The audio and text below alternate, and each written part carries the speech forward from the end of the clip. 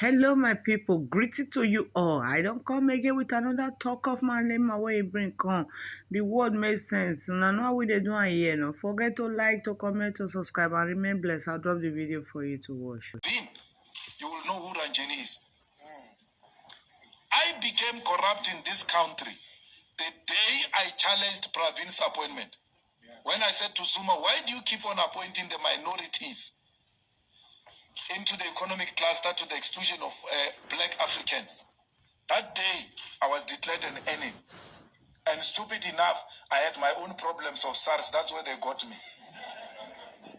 Because they called me to a meeting.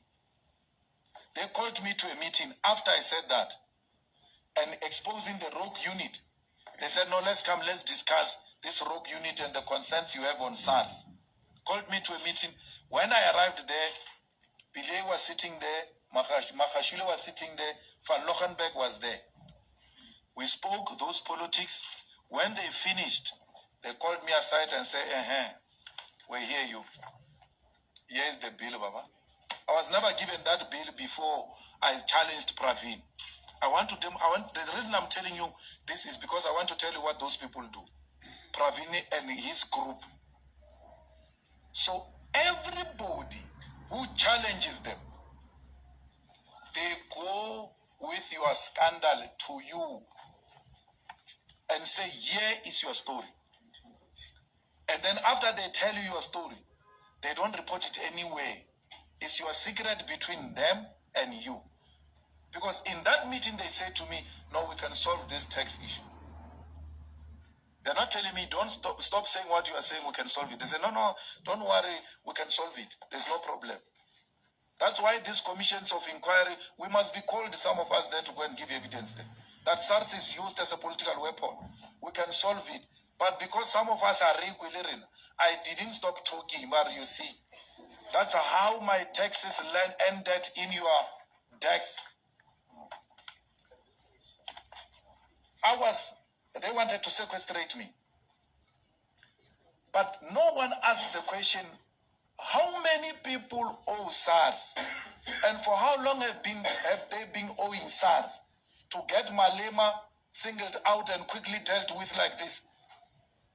At the time when they wanted to sequestrate me, there were almost 3 million people owing SARS.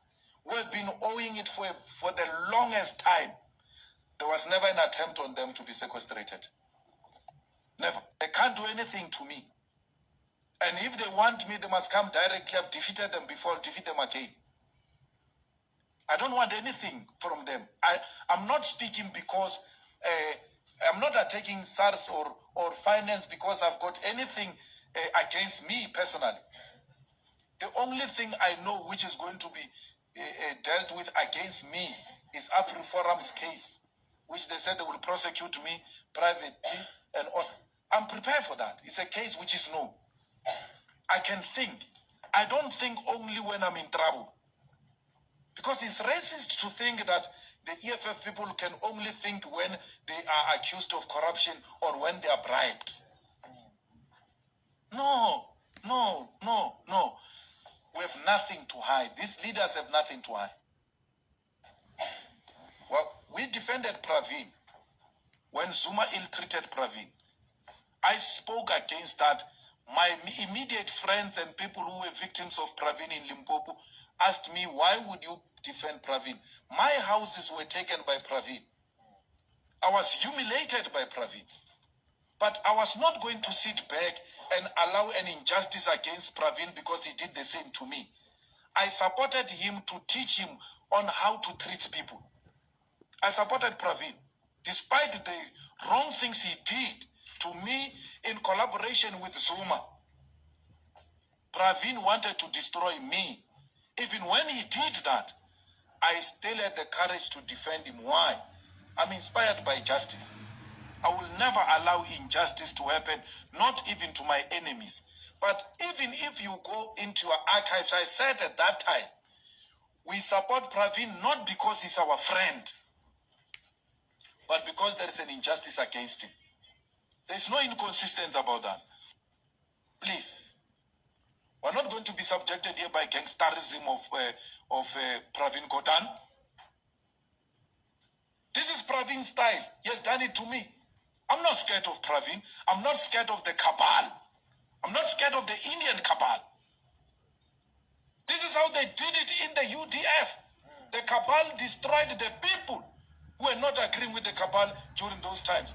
And this Enoch Godongwan, who's overrated as a thinker, a lazy thinker like Enoch Godongwan, says, I don't understand why these EFF people are talking about the cabal. They were not even there. But why are we allowed to talk about OR Tambo even when we're not there? And that person is called a thinker of the ANC, such a lazy person. We can't have that. We are going to talk about the cabal because the cabal derailed the revolution. Pravin and them did this. When Pravin could not find an expression in the ANC to lead the negotiations, he left that ANC process, came through an Indian Congress. Natal Indian Congress, he came through the Indian Congress to sit in the high echelons of the negotiations.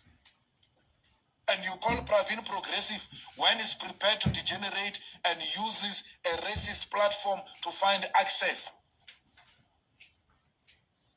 We have nothing against Indians. Nothing at all. Nothing. But when Indian racism shows its ugly head, we'll point at it. In the same way we will do with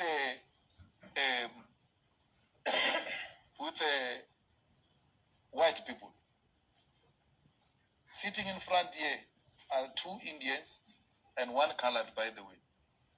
Here in front, some of you might not be aware. So we have no problem with Indian people at all. But racism will never be tolerated, especially when it comes from those who should ordinarily be on our side. It's wrong. So that's our relationship with regard to Mazoti and the whole SARS matter and all that. We have nothing to hide. We walk naked. We are wet. Pravin has made us wet. Why should we be scared of rain? We're not scared of rain. Let them bring it on.